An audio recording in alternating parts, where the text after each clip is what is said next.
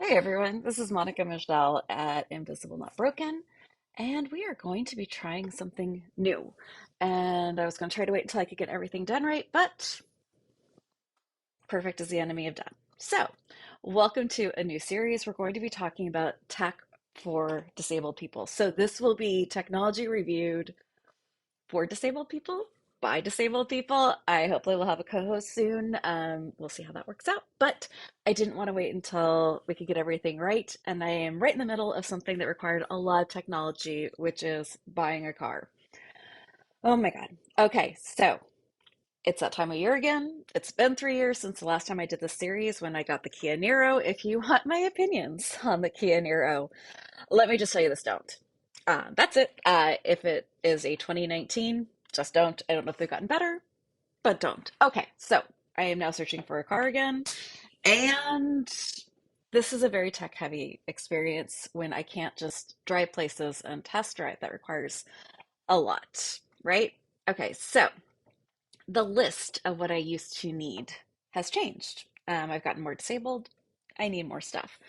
And the frustrating thing is the list of special and luxury items, they're not special or luxury for people like me. We're going to talk more about that in a minute. So, I have chronic pain, I have a budget, which tends to get laughed out of the room the second I actually find out that the MSRPs are more of a holy grail, laugh yourself silly, sort of starting jumping off point that has almost no basis in reality, especially right now. So, my list used to be in these beautiful, simple days before wheelchair, and when I was at least convinced that this was as bad as it was going to get. To be innocent again. Oh, summer child of the past. All right. So, my list used to be generally safety. Always. I've been in enough car accidents. Safety is important. I really need a good miles per gallon, and I need enough space for both my kids. One of them has moved out, one is now a teenager who'll be driving, so things have changed. And I'm back in the good old days of CD player. All right. The Simple Life. That was a time when I thought that was tenable. Okay, so Ehlers-Danlos advanced. Now I really do need my wheelchair. And it is an incredible wheelchair. It comes apart, but it is not the smallest thing in the world. So to be able to now fit that with canes, it becomes a little bit more, I don't know, crunchy. And I have a 15-year-old and a giant direwolf. All right. So my list has changed. I now have to really consider which groups of cars are just not possible anymore. And what's really frustrating is sedans tend to be the cheaper option. This doesn't happen. I tried, I really did. I loved my Prius back in the day. I thought that might be an option. It is not. First off, the trunk sort of requires a master's degree in Jenga to get my wheelchair into something that small. And I know there's Toyota Avalons, there's town cars, there's giant living rooms on wheels. The issue is once I get a wheelchair into a trunk, I have to walk the length of the car, which I know for most people is just not even an issue to think about. It's an issue for me. And something that low to the ground. This is where things get bad. I can't get in and out of sedans without popping my legs out. It's a pain in the butt, but it is what it is. So sedans are just out. I cannot do them. It at least removed a huge section of things to look at. The next thing would be minivans. Okay, long. I thought they'd have more space than they do. They really don't. The amount of actual usable cargo space is really small unless you want to move the chairs around, which I am really all about the just get out and go. This just didn't seem to be a thing, and the miles per gallon tend to be a lot lower than other things. All right, so we're getting to my dream car. I know the way that people used to dream about Lamborghinis, I dream about trucks. I'm not in the country. I don't know what this is about. I love trucks. I just have always wanted one. When the Ford Maverick came out, I was so excited. It combined high miles per gallon with a truck. Oh my God. So I went to the dealership all excited to at least just see if this was a possibility. And no, To get the wheelchair into the bed of the truck and secure it was exhausting. By the time I was done with that, to get around the truck and then into the seat, it just didn't work. It was too much, and it would be too much every day. And honestly, with the prices and the MSRP, it wasn't even close. It was deeply expensive. It was what I was expecting if I was going to buy the F-150 Lightning in my area. And yes, that would be the dream truck. The frunk in the front was amazing, and it does fit my wheelchair. And then I don't have to walk the entire length of the car. I could just walk around and just kind of vault myself in. And it sounded like a great solution until I saw the price. It's just not affordable for me. I love everything about it. It's just not a thing I can afford. All right, so we are now at the SUVs. And yeah, I love my little SUV now. We will get to it. And if I promise, I will let you know by the end of this video which car I chose. So if you don't want to go through every single car that's in existence right now, I will tell you by the end of the video. I promise. Okay, so my new list, what I need to actually be able to consider even driving, which in and of itself is just not not a thing that happens often, but I would like the option. All right, so I need space for the wheelchair. I need space for my canes, just in case I get deeply optimistic and thinking I might be able to walk. I know. It is how I will die, I promise. Optimism will be the cause of death. I have a 105-pound shepherd beastie dire wolf. I like to have him around. I have a very hyperactive hamster that thinks it's a dog that thinks it's a hamster, but she will not stay still. So she needs to be able to run around safely. I have a 15-year-old who would like to drive. I want it as safe as possible for my baby. It'd be great if I could fit some groceries in here as well as everything else. All right. Then I found out that doors didn't have to only open a little bit. They could open all the way. Thank you, Subaru. Yes, that is a spoiler. Subaru Outback. Okay, so doors that open all the way means I don't have to pivot, which means my tibias don't come out. Oh my God, could you imagine getting into a car without dislocating the lower part of your leg? Heaven, angel singing. You hear what I'm saying? It's what I need now. Once I experienced it, I could never go back. The other thing that was just an absolute must is blind spot. I cannot always turn my neck properly, or my head, not my neck. I know, Frankensteiny. But I do need that blind spot monitoring because I can't reliably make sure that I can look as far over as I would need to look. I need as much AI tech in this thing as possible. I know there's lots of people who would love to not have AI in their cars. My son is one who is very vocal about this aspect of our new world. I honestly miss the old days too a bit, but my body is such that I can't have those ideas. I need as much external help as possible to be able to be autonomous in my life. So anything that makes the car stop if I can't, anything that keeps the lane departure, this is all awesome. Now here's where we get to the discussion of luxury versus safety. And I really am livid with this. Luxury to me is seat. Like, is it Napa leather? Is it cloth? Fine, pay extra for that. Sunroof, I feel like it's a necessity, but I get that it's not.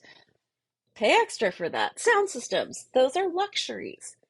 Safety should never be a luxury. The idea that you would charge people extra money for safety features is insane. Or bury the ability to get blind spot monitoring in a high level luxury package is nuts. Now, I can hear the chorus of Marxism, socialism. Let me explain for just a second on why this is still capitalist. Volvo, a large brand who does very well, designed in, I believe, the 60s, might have been the 70s. I'm sorry, I'm tired. I haven't had enough coffee yet. But they designed the 3-point seatbelt and they realized it was going to save so many lives. What did they do? Did they bury it in their highest level package? Did they extra charge all the other car companies billions of dollars for this life-saving tech? No, they gave it away.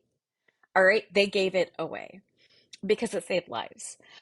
I will die on this hill that the ability to survive car crash life existence, it is my hill. I will die on it.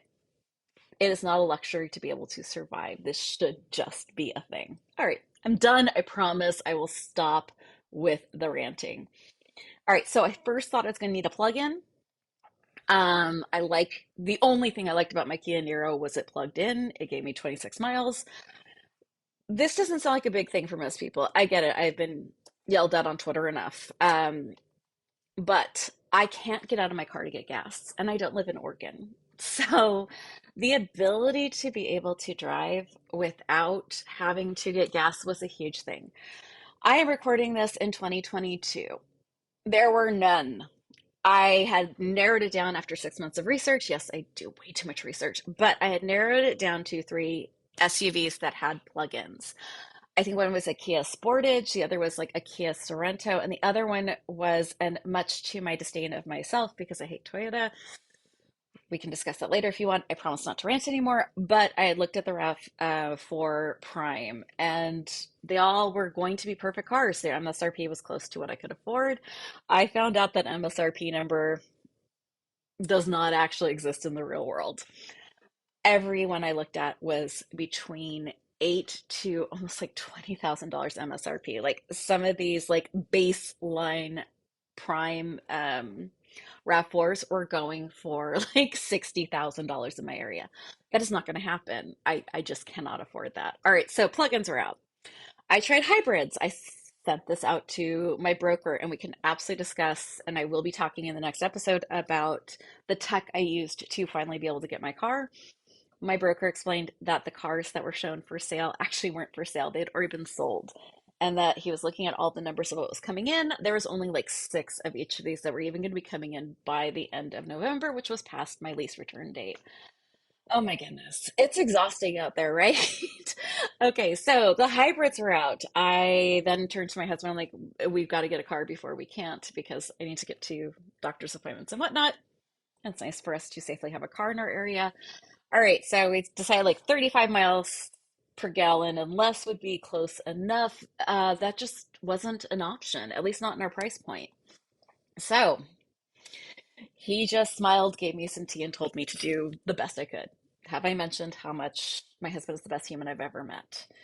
All right, so the other thing that I needed to put in here was a sunroof. It's my one luxury.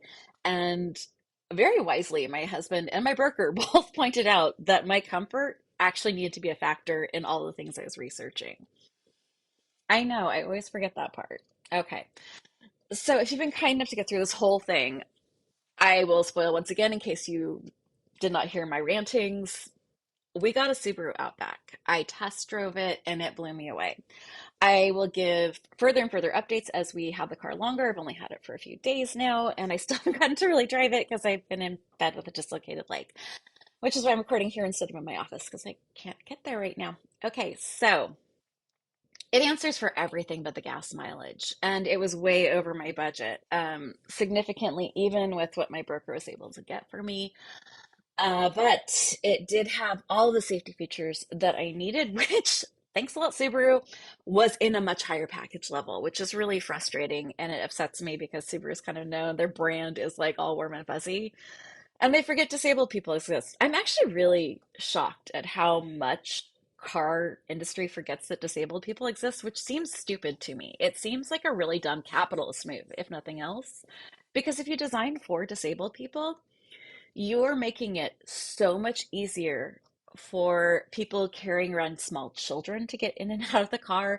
You're making it easier for an aging population to be able to get in and out of cars. And baby boomers are the largest populations. So, car dealers, car people, car designers, what are you doing?